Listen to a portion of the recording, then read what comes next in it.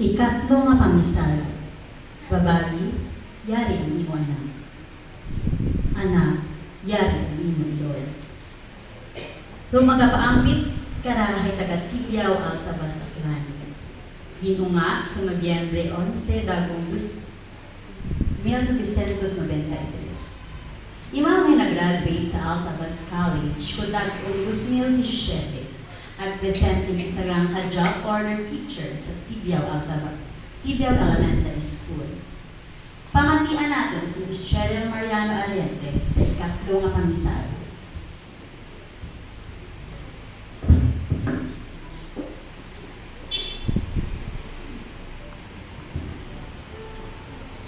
Magandang hapon po sa lahat.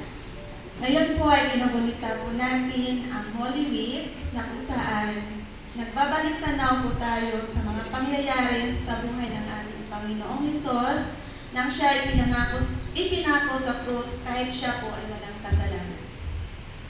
Tunay na dakilang pag-ibig ng Diyos Ama po sa atin. Bakit po?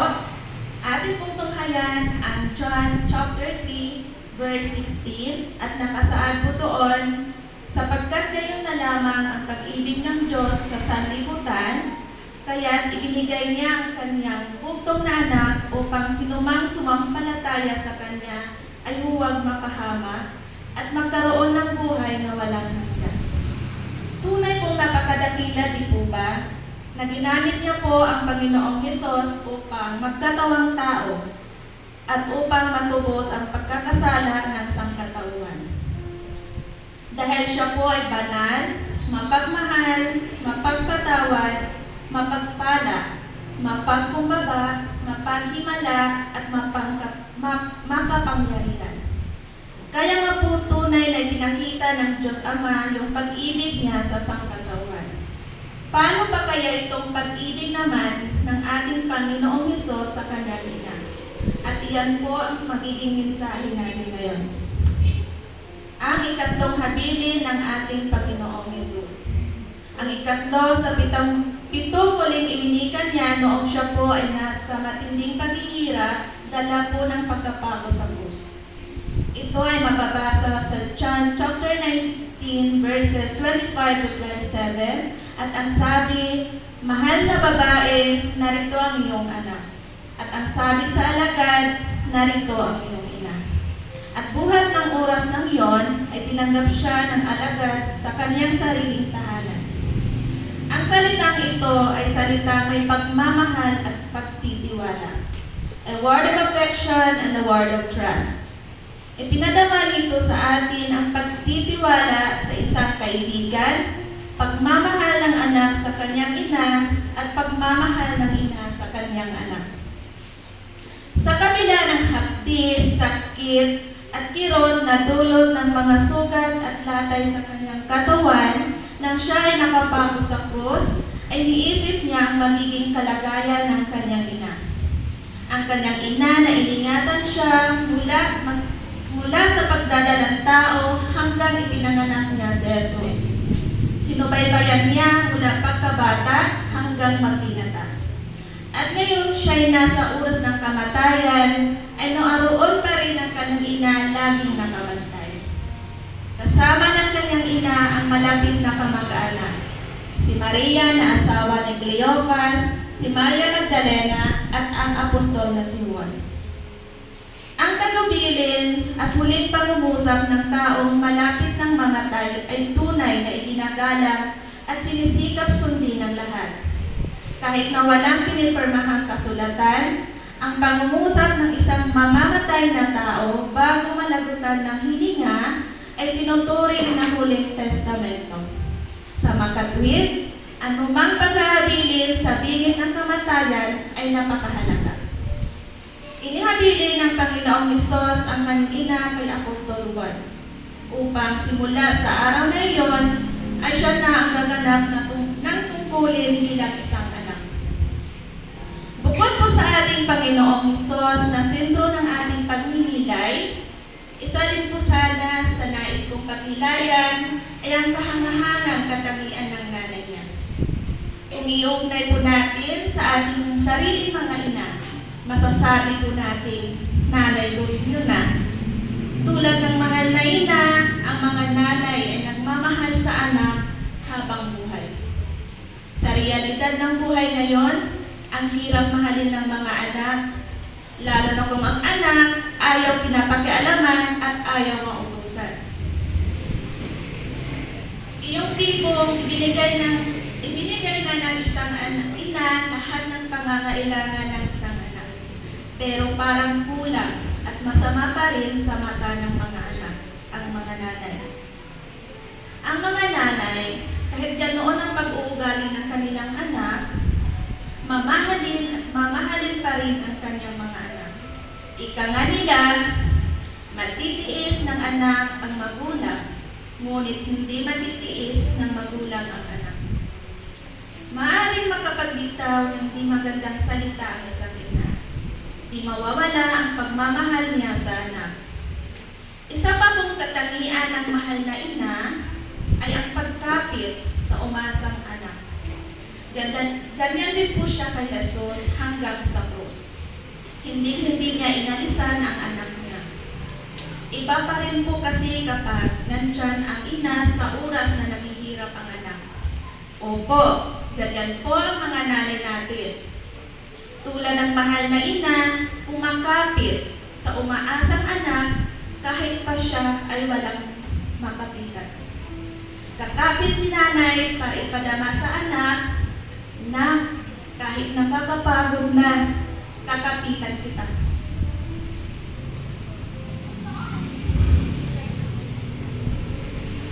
Nagmamahal, kumakapit, gumugupok ang isang ina sa anak. Nanay ko din po yun. July 2004, namatay po ang ating ama. 5 kaming magkakapatid at ang isa ay isang PWD.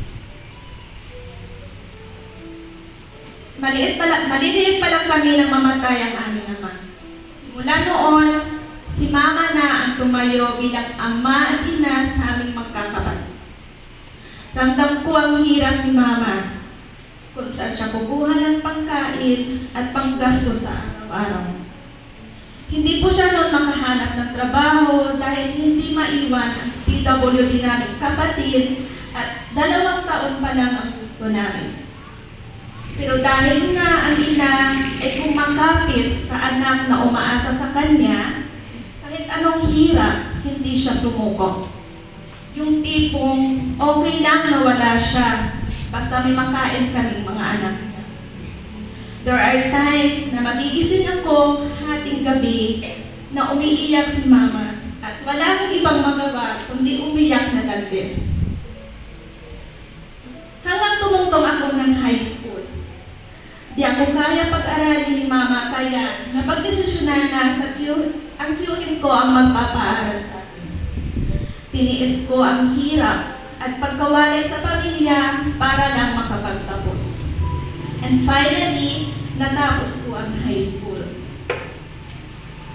Dahil sa kagustuhan makatulong sa pamilya, nagtrabaho ako for almost 3 years. Pero sumagi sa isip ko, kailangan ko mag-aral ng college dahil ayoko na habang buhay ako maging ganito. So nagpaalam ako kay mama na gusto ko mag-aral ng college. Doon pa lang ng problema na si mama kung saan sa kukuha ng panggastos. Pero sabi nga nila, umakapit ang isang ina sa umaasang anak.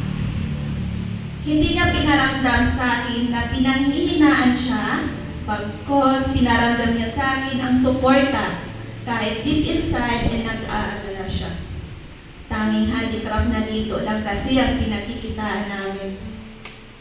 Tunay ngang manalig ka lang sa Diyos at di Kanya pagbabayaan. Natapos ko ang college at naipasa ko ang licensure examination for teacher last September 2017. Nakatapos din ang pangatlo at pang-apat kong kapatid ng criminology at luckily, naipasa din ang board exam. Ang bunso namin na ngayon ay graduating na ng criminology. Sipag, tiyaga at tulong-tulong kami para sa pangarap na makaahon sa buhay. Sobrang nagpapasalamat ako sa aming mama na kahit anong hirap, hindi niya kami sinukuan. Hindi niya pinaramdam sa amin na pinanghihinaan siya. At hirap na hirap dahil alam niya na pag pinaramdam niyang pinanghihinaan siya, ay baka pati kami ipanghinaan din. Ma, I salute you. Kung ano man ang meron ka din, yun ay dahil sa iyo. Ngayon po ay nagtuturo pa ako sa Tibi Elementary School. Ang dalawa kong kapatid ay isa ng ganap na Coast Guard. Kaya nga po tunay na napakahalaga ng isang ina sa isang anak. Huwag natin silang babaliwalain, pahalagahan natin sila at bigyan ng importansya. Igalang natin sila at sumunod sa kanilang mga payo.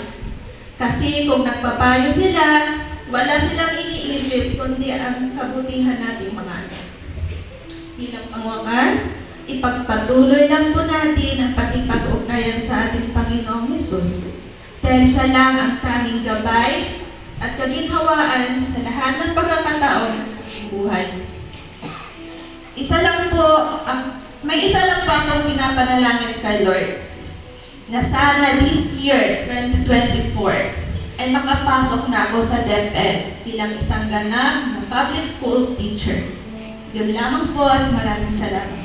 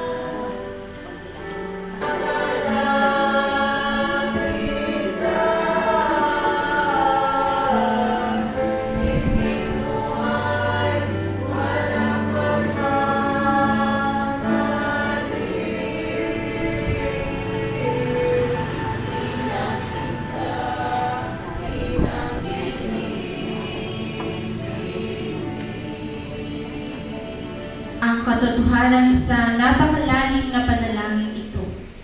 Nagdarasal si Jesus sa mga kataga ng ika-22 salmo. Ibinunyag ng ika-4 na huling wika ang misteryo ng Ama. Nakarinig na ba kayo ng nasaktan, nasugatan, nahirapan, natakot, o nalito na ang isinisigaw ay itay ko po?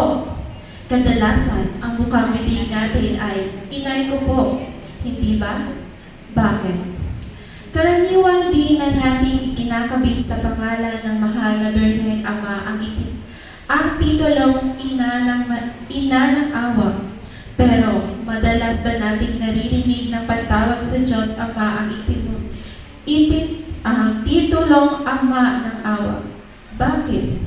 Higit na mahirap unawain ang misteryo ng Ama kaysa sa misteryo ng Ina. Ngunit, para maging matino ang buhay natin, talaga kailangan nating maunawaan ang misteryo ng Ama. Sabi ng dalubhasang psychologist, ang mahusay na paglaki ng bata ay nakasalalay ng mabuti sa papel na ginagampanan ng kanyang ama sa buhay niya. Madalas, karamihan daw sa suliraning gumugulo sa buhay ng isang tao ay nakaugat sa di umano'y mga hindi pa nalulutas na suliranin niya sa kanyang ama. Pati rin sa larawang espiritualidad, may sinasabi ito bagaman ang Diyos ay lampas sa mga hangganan ng kasarian.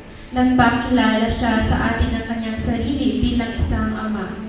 At dahil nga ang Diyos ay saring Ama, likas nating inilinig lumipat ang ating pakikipag-ugnayan sa ating Ama sa bahay, sa ating pakikipag-ugnayan natin sa ating Ama sa langit. Pero paano ba kung wala ang Ama sa buhay? Paano kung ang Ama, bukod sa ating tunay na may bahay, ay may binabahay pang iba? Paano kung ang Ama ay isang masamang Ama? Ano nga ba ang masasabi natin tungkol sa isang pangkaraniwang Ama? Masikap siya sa pangangasiwa ng mag-anak niya. Siya ay tahimik na haligi ng sambahayan. Ang bibihira man siya magalit o mamalo, isang tingin lang naman niya, alam natin kung saan tayo dapat pwesto. May mga pagkakataong maganda ang gayon, pero kadalasan, dahil na rin sa katahimikang pinapamalas niya, maaaring panghilagaan natin siya at tuluyan na hindi tayo makabuo ng komportableng pakikipag-ugnayan sa kapwa. Dahil madalang ang pagsasalita ni tatay, bihira ang anak sa ama kung lumapit. Kapag may kailangan, kadalasan ay nanay tayo unang naglalambing. Pero hindi totoong hindi natin mahal si tatay. May halong takot ang pagmamahal natin sa kanya. May kabutihan ang ganitong uri ng takot, subalit masama kapag labis. Minsan, bantulan tayong lumalapit kay tatay para sa karamihan sa atin. Mas madalang lapitan si nanay. Kung kaya't, ang paglapit natin kay tatay ay para ng isang magpagtangkang kilos at pasya. Sa paglapit natin sa kanya, parang tinatanong natin sa ating sarili, si tatay kaya ay katulad din ni nanay? Maaawa rin kaya siya sa akin? Sapat ba ang awa ni tatay? Sapat ba ang awa ng ama? Minsan, ganyan din ang tanong natin tungkol sa Diyos. Mas madali para sa karamihan sa atin ang lumapit sa mahal nating Ina Maria. Dahil pastil pa tayo ay nakita na sa ating puso na si Maria ang ina ng awa. Ganito rin ba ang naging kamulutan natin sa Diyos? Ama ng awa. Medyo hindi bagay, hindi ba? Hindi tayo mapalagay sa titulong ito kapag ikinakapit sa isang lalaki.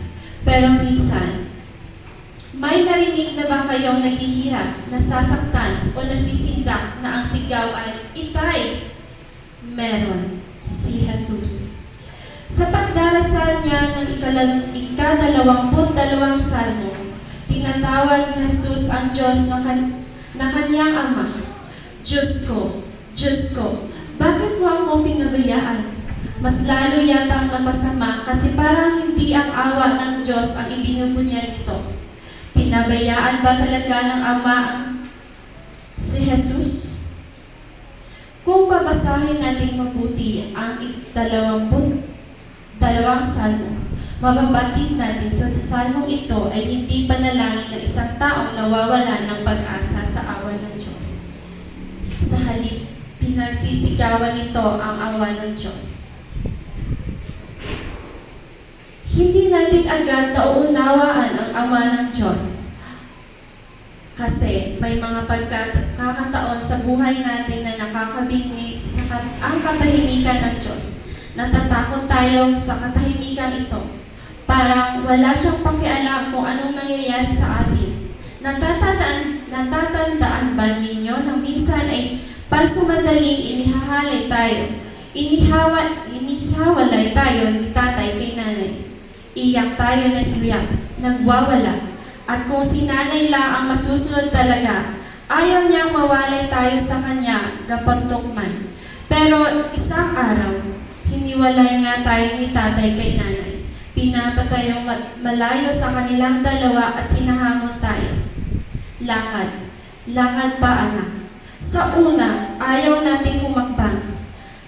Hindi natin maitaas ang ating binti para ihakbang. Hanggang sa magawa natin ang ating unang paghakbang, pangalawa, pangatlo, at marami pang mga sumusunod na hakbang.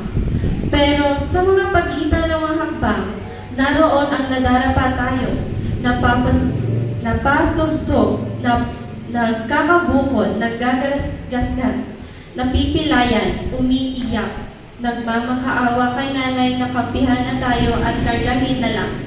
Pero matibay ang pagbabawal ni tatay. Huwag mong kargahin iyan. Tapos, babaling ulit sa atin si tatay at patuloy ang hamon. Lakad anak, lakad, lakad. Sa mga pagkakataong yaon, ano ang iniisip natin? Ano ang nararamdaman natin? Hindi ba akala natin wala man lamang awa si tatay? Malupit. Malupit siya. Gusto niya tayong masaktan. Ang iba pa nga ay nagtatanim ng sama ng loob sa ating tatay. Hindi man lamang niyan pinansin ang bukol ko nang madapa ako. Pero ngayong malaki na tayo, hindi na lamang naglalakad, kundi nagtatakbo pa. Nakakapagmarcha, nakakatalon, nakakasiyaw, nakakapag-gymnastic, nakakalangoy, nakakapag-skating. Minamasama pa ba natin ang pagdidisiplina sa atin ng tatay para makatayo tayo sa sarili nating mga paa? Malamang, kung hindi nagmatigas si tatay noon, naka-andador pa tayo hanggang ngayon. Ang awa ng ama ay nauunawaan lamang ng lubusan ng anak sa paglipas ng panahon, sa pagtanda ng anak at pagiging isang ama. Ang disiplina ang pinapadanas sa atin ng ating ama, bagamat masakit, ay paghahanda upang tayo ay matuto at tumibay sa pagkikibaka para sa higit na kabutihan sa anumang aspeto ng buhay. Palibhasa, sa ating paglaki, unti-unti nating hinaharap ang isang daigdig na patuloy na pinagugulo ng tunggalian ng mabuti at masama. Kaawa-awa ang batang pinalaki ng kanyang ama sa layaw. Sa totoo lang, hindi niya ito pinalaki. Pinaliliit niya siya at ginawang inutil.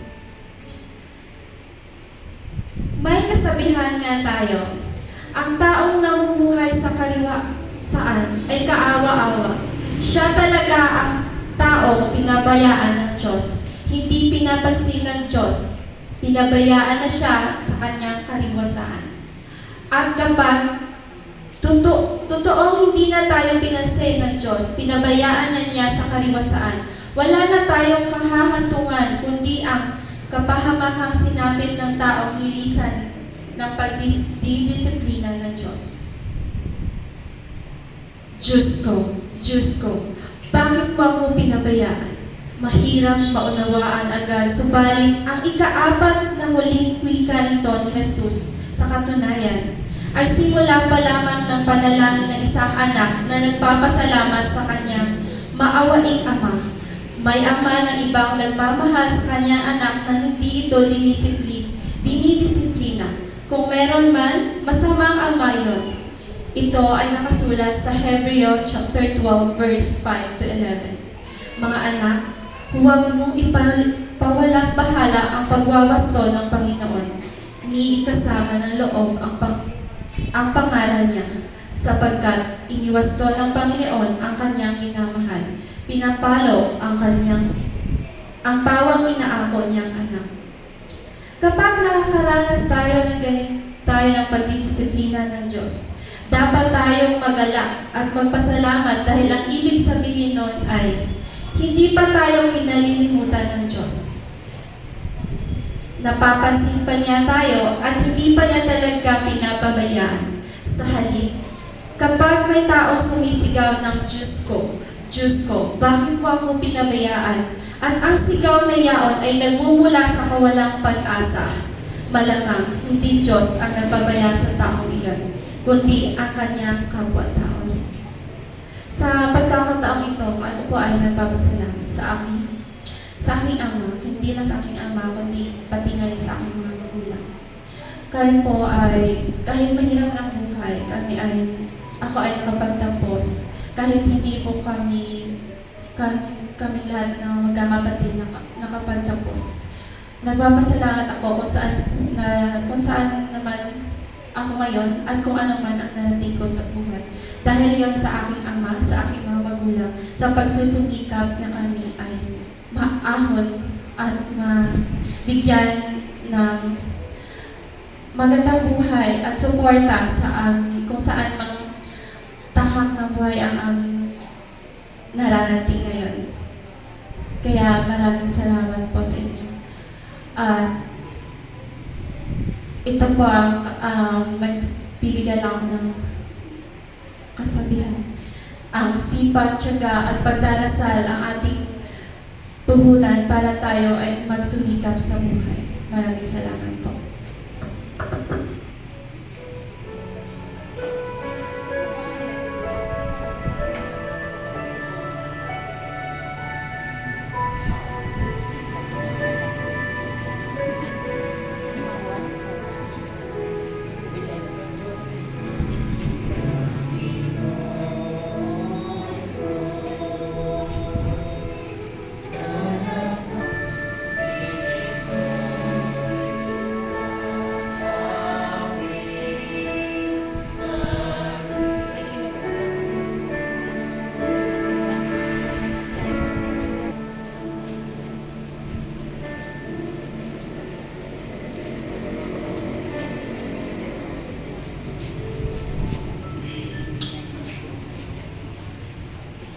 Ikalima nga pamisara, ginauhaw ako.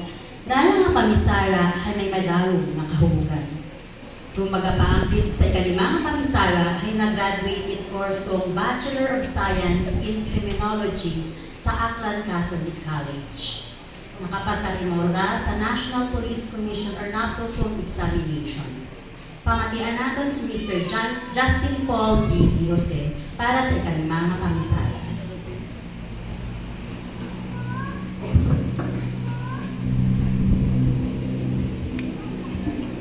Magandang hapon sa inyong lahat.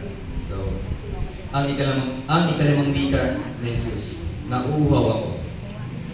Alam ni Jesus na naganap na ang lahat ng bagay.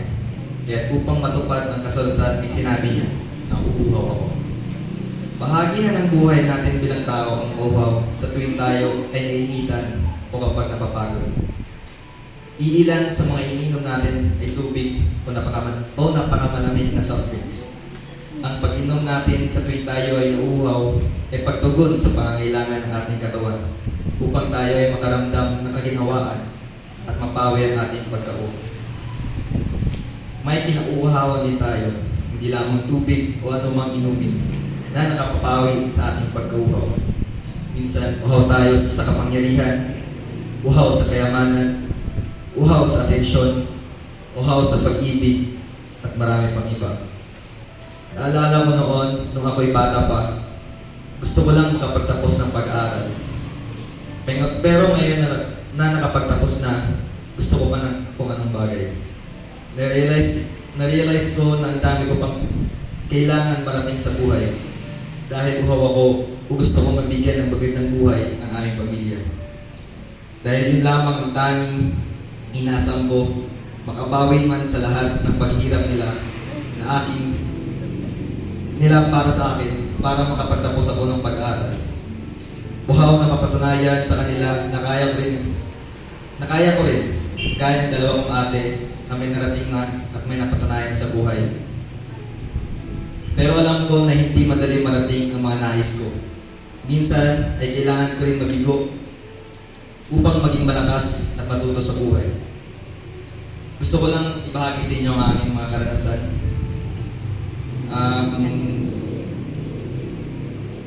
Grade 11 ako, nag-take ako exam. PMA, Philippine Military Academy. O kapasa, failed magyapon ako. Grade 12, nagbuo ako ng exam, PNPA, Philippine National Police. I failed, o magyapon ako kapasa. Second year college, nag-take ako civil service examination. CSC, o magyapon ako kapasa. Fourth year college ako, nag-take ako board exam. Sadly, huwag hindi ako nakapasa. So, ingas ko si Lord, may failure kasi bagong pinong exam eh. Di ako kapasa. Inobra ko man ng best. Nakaya ko man. Then, nag-about the time, NAPOLCOM, National Police Commission, grab ko the opportunity para makabot exam. So, nag-apply ako. So, kato ko na experience nga, grabe, good time mag-apply.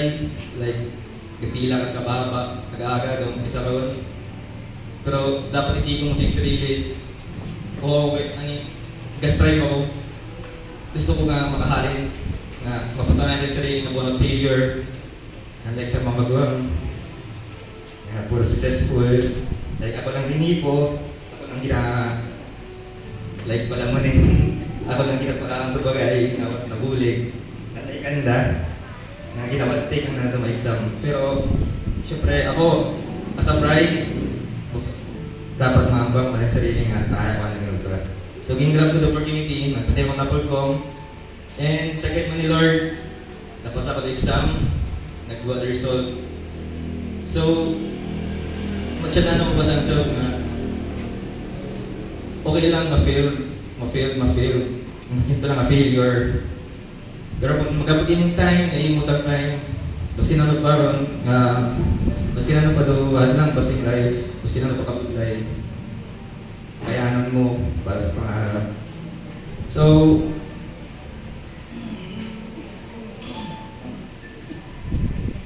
natuto ko lumaban dahil gusto kong maabot ang aking mga pangarap. Ito ay isa sa mga halimbawa ng pisikal na pag-uhaw na nararamdaman natin bilang isang tao. Pero naiisip ba natin kung ano kung kinauhawan ng Panginoon? Nauhaw na siya pero hindi niya pa rin tinanggap ang suka na ibinigay sa Kanya. Ano ba ang kinauhawan niya? Nauhaw siya sa atin, sa ating pagbabalik loob sa Kanya. Handa siyang tanggapin at patawarin tayo sa anumang kasalanan na ating nagawa dahil minahal niya tayo. Kung kaya nating matugunan ang pag-uhaw ng ating katawan, kaya ba natin tumugon sa hiling ng Panginoon na tayo magbalik loob sa Kanya? Marahil tayo ay naglalakad patungo sa kadiliman ng kasalanan. Ang ating kaluluwa ay nauuhaw na. Ngunit ito'y binabaliwala natin dahil ang ating atensyon ay nakatugod lamang sa ating mga pisikal na pangangailangan. Ating isip na hindi lahat ng bagay ay napapawi sa ating pagkauhaw. Maaring nasa atin na ang lahat, ngunit parang may kulang pa din. Ang ating kaluluwa ay uhaw pa. Palihog maglaro ng banal para sa Panginoon. Panginoong Yesus, patawad kung minsan ay hindi ko man lamang mapasalamatan ang mga biyayang ipinagkaloob mo sa akin sa araw-araw. Ang tubig na minsan ay kinauuhaw mo, hindi ko man lamang ito mapasalamatan sa iyo sa tuwing aking iniinom. Maraming bagay ang mayroon ako na hindi natikman, ngunit sa kabila nito, puro pa rin ako reklamo. Maraming bagay ang pinagkaloob mo sa aking Panginoon, ngunit hindi man lamang kita napasalamatan. At sa kabila nito, Panginoon, patuloy pa rin ang mga pagpapala mo sa akin. Patawad, Panginoon, patawad. Mula ngayon, Panginoon, ang aking pong ipagpapasalamat ang lahat ng ibinigay mo sa akin. Maraming salamat po, Panginoon. Amen.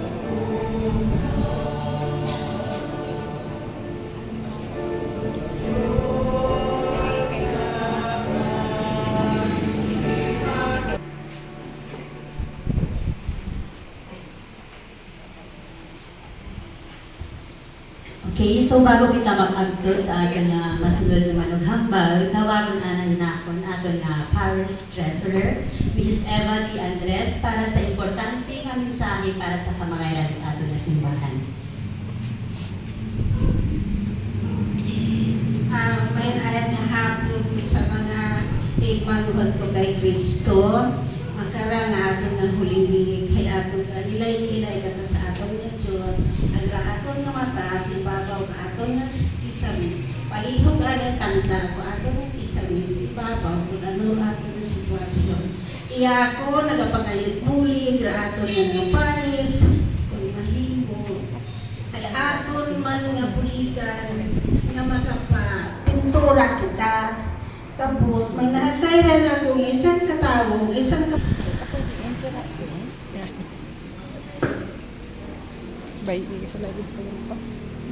Ikaanong nga pamisara, tapos na.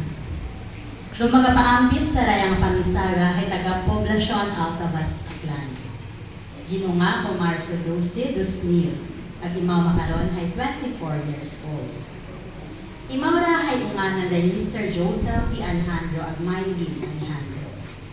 Nag-graduate Imaura sa Aklan State University sa kursong Bachelor of Science in Nursing ag kabuok award na cum laude. Sa makaron Imaura ay nagaobra sa Godofredo P. Ramos Hospital bilang isang ka-nurse at isang ka-clinical instructor sa Aklan State University. Pamatian natin si Ms. Cheska May T. Alejandro para sa ikaanong nga pamisara.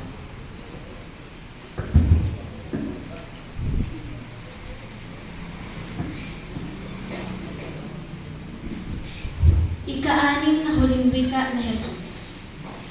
Ayon sa libro ni Juan, Kapitulo 19, versikulo 30, sinabi niyang, natapos na.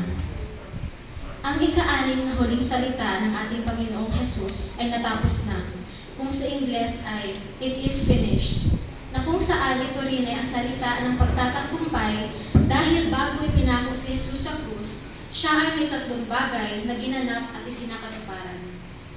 Una, ang mga hula sa banal na kasulatan tungkol sa Kanya. Lahat ng hula at sinabi ng kasulatan patungkol sa Kanya ay Kanyang ginanap at isinakatuparan. Dahil sa mga himala na ginawa ni Jesucristo, marami ang naniwala at marami rin ang hindi naniwala. Kung saan sa kalaunan ay inakusahan si Jesus ng mga Hudyong leader ng kalapastangan dahil sa kanyang pag-aangkin na anak siya ng Diyos. Ngunit sinabi naman ni Jesus sa libro ng Matthew, chapter 5, verse 17, sinabi ni Jesus, huwag ninyong isiping ako'y naparito upang sirain ang kautusan ng mga propeta. Ako'y naparito hindi upang sirain, kundi upang ganapin. Ang pangalawang isinikatuparan naman ni Jesus ay ang pagtubos ng sangkatauhan. Ayon sa Ephesians chapter 1 verse 7, tinubos tayo ni Kristo sa pamamagitan ng kanyang dugo at pinatawad ang ating mga kasalanan.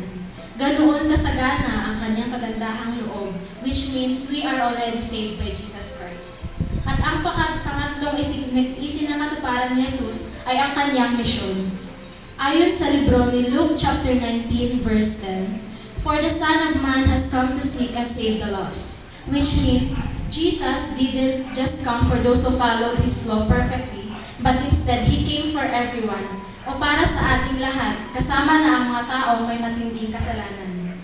So, for me, ang salitang natapos na or it is finished ay salita ng pagtatagumpay or success. For my story as a reflection on the last word of Jesus Christ, so back when I was a child, my family would always say, pag eskwela it mayad, huwag magkaroon kay Diyos mga trabaho. Those are the words that stuck in my mind. So, back when I was in elementary, my mommy Neneng would always let me join Girl Scout.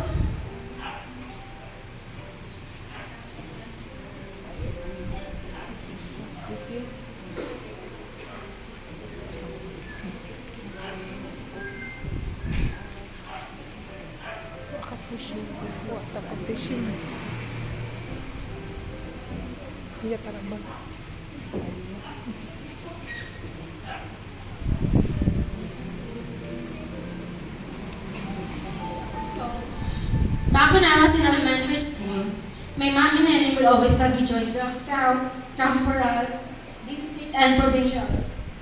Si Mami nag-asus karon. From grade 4 to grade 6. I I also joined different extracurricular activities like MTAP and journalism. And as a result of being participative, I graduated as 5th honorable mention, which means top 7 ako sa class, and I was also awarded as a model girl. So furthermore, during my high school days, I belong in a special science class at Altabas National School. Every grading, there is an awarding ceremony for top 10 students, and of course, every grading. I am included sa top 10, so si Mama Permia Kalbahan, magsaka na sa stage.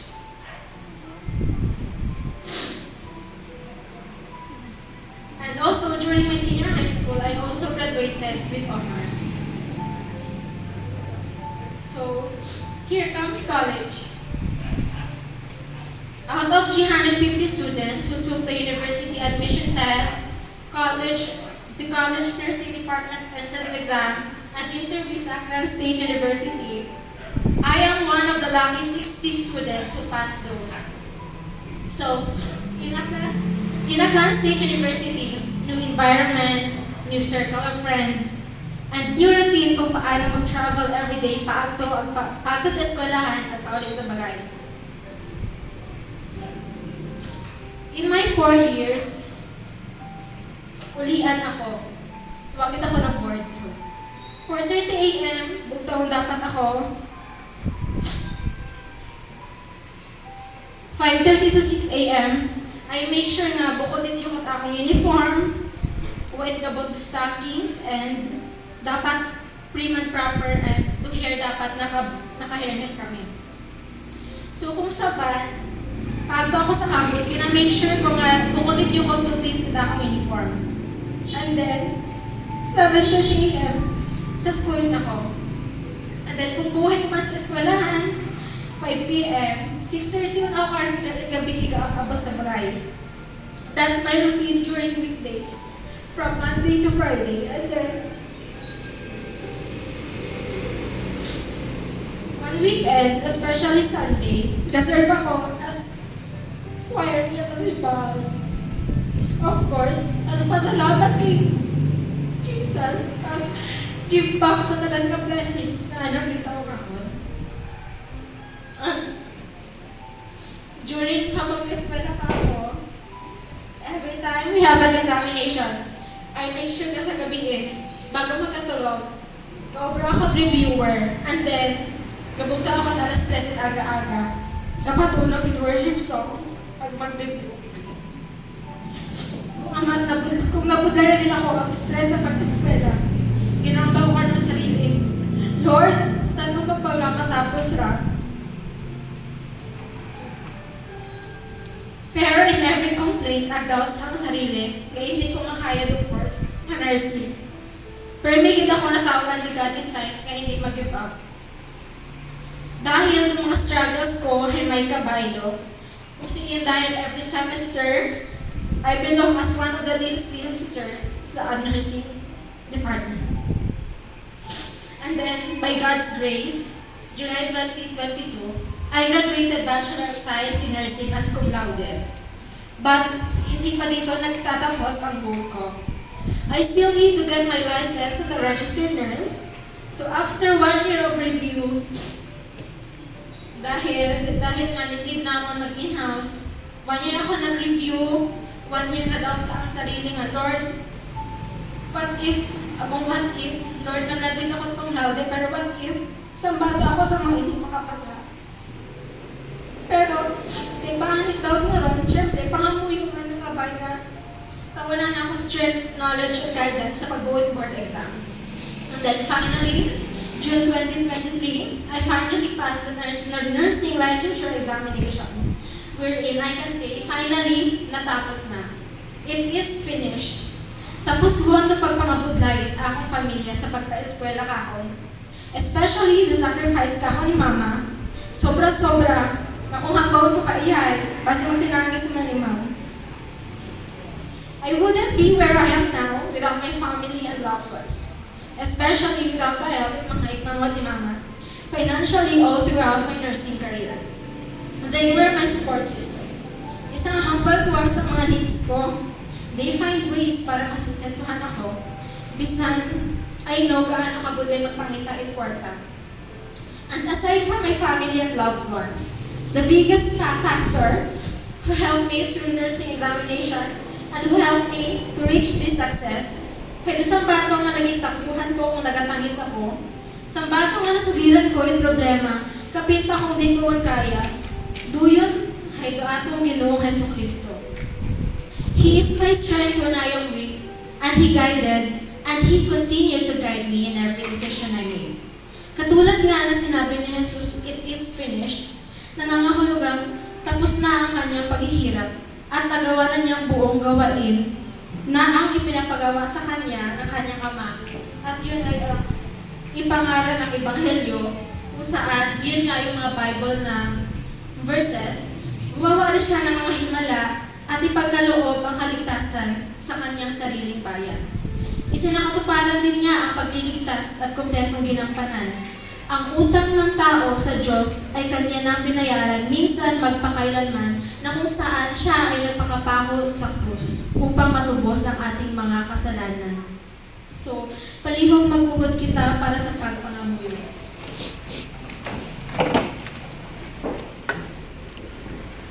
Father God in heaven, thank you for sending your only Son to save us.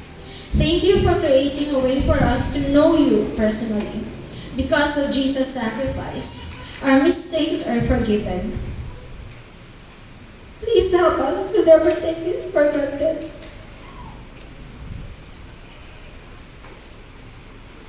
Help us to glorify you in every area of our lives forever. God, I pray that this truth becomes alive in every person's heart. Today, that people stand up and respond to your truth, saying, Jesus, I thank you for what you did. God, I lay down my old self. I step into my new self. Please resurrect me today. We ask this to our Lord Jesus Christ, your Son, who lives and reigns with you, and the Holy Spirit, one God forever and ever. Amen.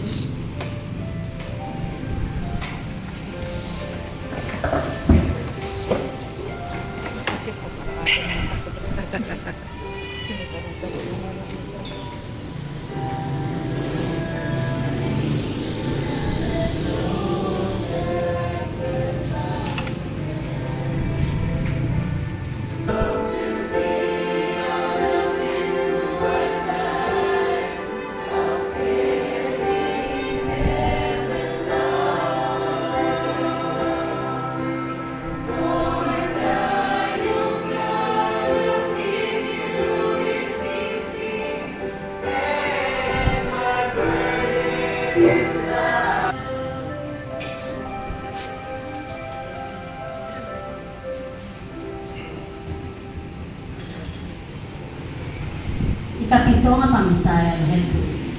Amay, sa imo mga kamot, ginatugyan ko ang akon espiritu. Ruanon manughambal sa pamisaya nara kay isang ka-licensed and professional architect. Nag-graduate ngora sa Aklan State University sa Kalibuaklan. Una imaw nga nagtrabaho sa LGU Altabas, Office of Building Official.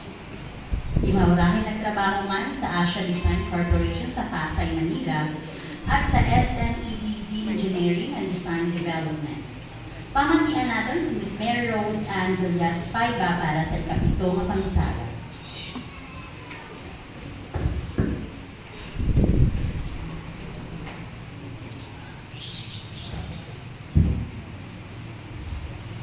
Afternoon, Ama, sa iyong mga kamay ay pinagkakatiwala ko ang aking espiritu.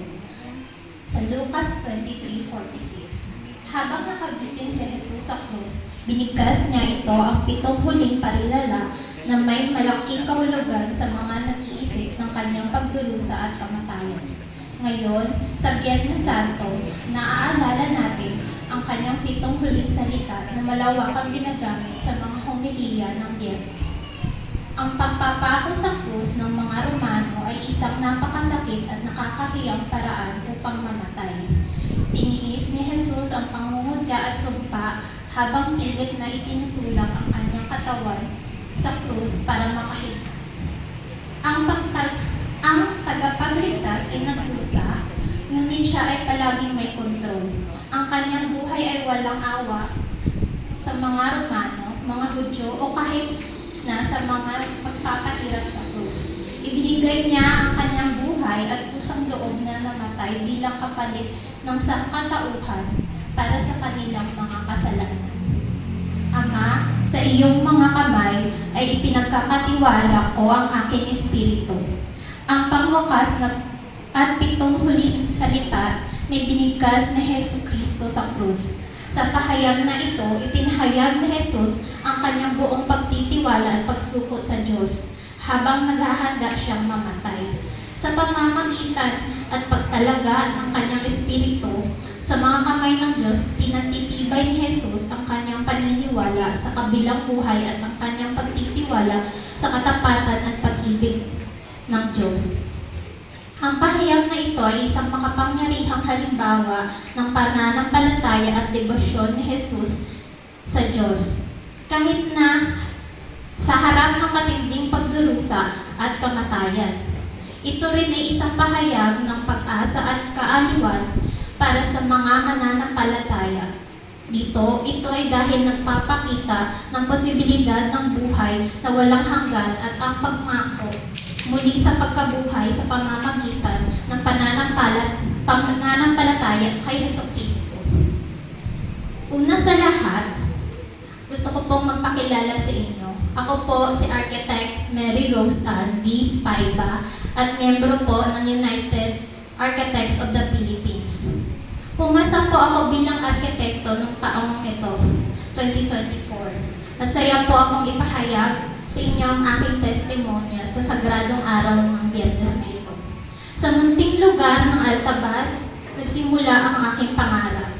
Hindi po kasi kami mayaman at nagsimula rin po kami sa hirap.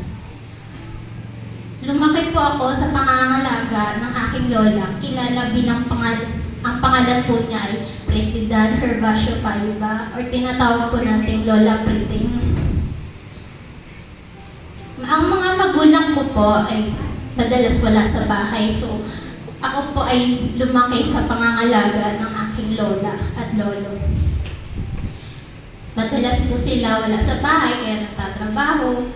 Kaya naiwan kami ng kapatid ko sa bahay ng aking lola.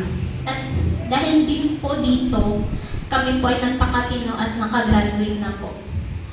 Hindi din po ako matalino noong high school, pero mahilig po talaga ako sa arts. Kaya nag-inspire sa akin ng kunin ang kursong arkitekto.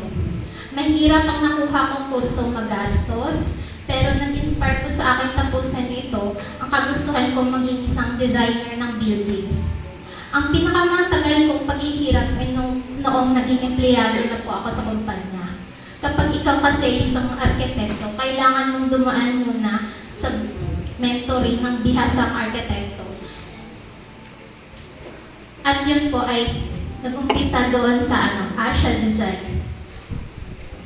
Napakahirap sa una kasi kinailangan kong makipag-usap ng Tagalog. Bisaya po kasi ako eh. At di kaya makipagsabayan din po sa mga may kaya at matatalinong estudyante na nakapag-aral sa malalaking universidad sa Maynila. Pero hindi naging hadlang para sa akin yun at naging inspirasyon ko pa po magpursige sa sarili kong kurso. Noong naging 3 taon na po ako sa trabaho, may gusto na po akong patunayan kaya kumuha na po ako ng board exam. Hiningi ko kay Lord, sana maging arkitekto na ako, Lord. Pinagpatuloy ko pa rin ang pag-aaral ko habang nagtatrabaho kahit naisipan ko pa nang hindi ko kayang iwan ng trabaho. Pero noong lumabas ang result, nasaktan po ako. Hindi po nakasama ang aking pangalan sa mga pumasang arkitekto. Sinabi ko kay Lord, bakit po ninyo ako pinabayaan? Masakit sa loob ko na hindi agad ako napagbigyan ng Panginoon. Sa pangalawang take ko ulit, sinabi ko kay Lord, Lord, sana maging arkitekto na ako. Pero noong lumabas ang result, wala na naman ulit ang pangalan ko. Doon pa mas sumama ang loob ko kay Lord at pakiramdam ko wala na talagang pakialam siya sa akin. Hindi na ako pinagbibigyan sa mga hinihiling ko. Pero hindi pa pala iyon ang kanyang plano sa buhay. At mas higit pa, may biyaya pa pala si Lord na nakalaan para sa akin. Kaya nagplano ulit ako, nagpalit ulit ako ng trabaho at nag-ipon. Sa ngayong pagkakataon, hindi ko na po ulit gagawin ang ginawa ko noon. Noong nakapag-ipon na po ako at nakabili na ng pangangailangan sa review, nagsabi na ako kay Lord, Lord, ikaw na lang ang bahala sa akin. Kung ano man ang plano mo, sa iyo ko na ibinibigay ang buo kong tiwala sa pagkakataong ito. Wala na po ulit akong trabaho at ito na lang po ang panghuhugutan ko ng loob. Ito ang mga salitang nag-impluwensya sa akin na magpatuloy lang sa pag-aaral kahit mahirap. Kapareho ito ng last word ni Jesus. Ama, sa iyong palad, pinagkaloob ko ang aking espiritu. At totoo nga, noong ipinagkaloob ko sa Diyos ang plano ko sa buhay, ang Diyos na mismo ang tutupad nito. Tutuparin niya ang mga hinihiling mo at bagay na hindi ko maintindihan noon. Ang Panginoon pala ay tumutupad sa mga kahilingan natin basta ipagkaloob lang natin ang buong tiwala sa Kanya. Isa itong malaking himala sa Diyos, dahilan na buo ang tiwala ko sa Kanya at isinuko ko ang lahat ng aking pag-aalala sa exam, kaya naman nabigyan niya ako ng malaking biyaya. Hindi po ako iniwan at ginabayan niya ako hanggang ngayon. Totoo, walang imposible sa Panginoon at ito po ang aking testimonya. Palihog tanan magtindog. At manalangin. Dalangin namin sa iyo, O Diyos, aming Ama, kami ay namamalagi sa iyong pag-ibig at sa amin sa gitna ng anuman at lahat ng mangyayari sa aming buhay ngayon. Pinupuri ka namin at ikaw ang aming Ama, mahal mo kami. Kahit nasa gitna ng kahirapan, kahit nasa gitna ng hamon, kahit nasa gitna ng katanungan, maaaring mayroon kami, pinupuri ka namin na palagi kaming nakakapagpapahinga sa iyong pag-ibig.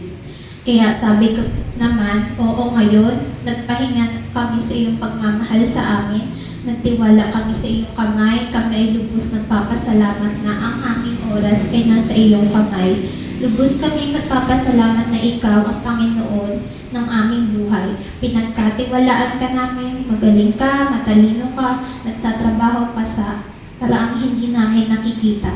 Nagagawa mo ang mga bagay na hindi namin maaraw at kaya sinasabi namin, nagtitiwala kami sa iyo ng buong puso at inaasahan namin ang iyong tahanan. Tunay pala na kapag ikaw ay matapat sa Diyos, gagantipalahan ka rin po niya ng katapatan. Kaya sa iyong kamay, Ama, ang aming binibigay ang aming espiritu.